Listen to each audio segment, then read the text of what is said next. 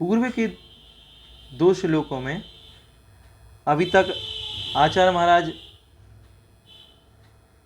हमको स्वर्ग और मोक्ष के बारे में बता रहे थे। तब जो शिष्य है वह कौतूहलवश प्रश्न करता है कि हे आचार्य महाराज, हमको अब ये बताइए कि स्वर्ग का सुख आखिर है कैसा। स्वर्ग का सुख आखिर ऐसा है, हमने स्वर्ग को नहीं देखा, हमने सिर्फ पढ़ा ही पढ़ा है, तो आखिर हमको बताइए कि स्वर्ग का सुख आखिर है कैसा, हम स्वर्ग क्यों जाएं। तब आचार्य महाराज स्वर्ग के सुख के बारे में कह रहे हैं। क्या कह रहे हैं, एक एक शब्द का उच्चारण देखते हैं।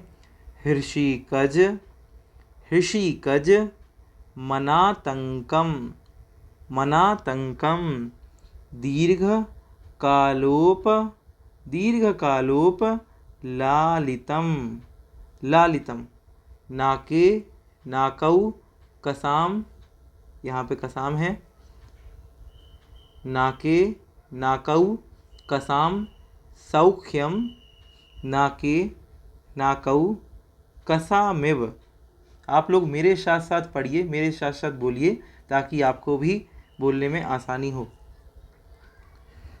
हृषिकज मनातंकम दीर्घकालोप लालितम, हृषिकज मनातंकम दीर्घकालोप लालितम, नाके नाकौ कसाम सौख्यम,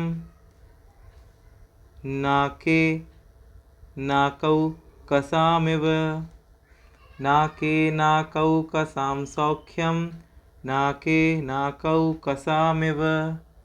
क्या कह रहे हैं आचार्य महाराज, कह रहे हैं स्वर्ग का सुख कैसा है।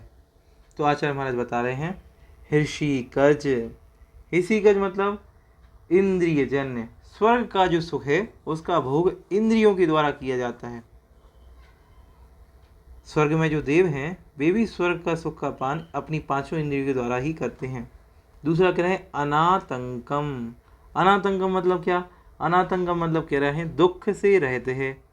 पहला कह दिया स्वर्ग का सुख इंद्रियों के द्वारा भोगा जाता है। दूसरा कह रहे हैं अनातंकम, अनातंकम अर्थात दुख से रहित है। और कैसा है, और दीर्घ कालोपलालितम, दीर्घ काल तक उपलालितम, उपलालितम मतलब सेवन करने योग्य है, दीर्घ काल तक सेवन करने योग्य है। 3 बातें बता दी। स्वर्ग का सुख कैसा है, हृषिकज अर्थात इंद्रियों के द्वारा सेवित है। दूसरा अनातंकम, अनातंकम अर्थात दुख से रहित है। और तीसरा कह दिया दीर्घ कालोप लालितम, दीर्घ काल तक सेवन करने योग्य, लंबे समय तक। दीर्घ काल तक सेवन करने योग्य कैसे है, क्योंकि स्वर्ग के जो देवता हैं उनकी आयु सागरों में होती है। 1 सागर, 2 सागर, 3 सागर, 4 सागर, 5 सागर, 33 सागर तक स्वर्ग के देवों की आयु होती है। इसीलिए कह दिया कि दीर्घ कालोपलालितम, दीर्घ काल तक उपलालितम अर्थात दीर्घ काल तक सेवन करने योग्य है। 3 बातें यहाँ पे कह दी। और क्या कह रहे हैं आचार्य महाराज, और कह रहे हैं नाके, नाके अर्थात है स्वर्ग में, नाकौ कसाम, नाकौ कसाम अर्थात देवों के समान ही सौख्यम अर्थात सुख है। स्वर्ग में देवों के समान ही सुख है। नाके नाकौ कसामिव, नाके नाकौ कसामिव। क्या कह रहे हैं, स्वर्ग का जो सुख है, यहाँ पे कह रहे हैं आचार्य महाराज, कह रहे हैं नाके अर्थात स्वर्ग का जो सुख है, नाके नाकौ कसाम सौख्यम, नाके अर्थात स्वर्ग के, नाकौ कसाम अर्थात देवों का, सौख्यम अर्थात सुख।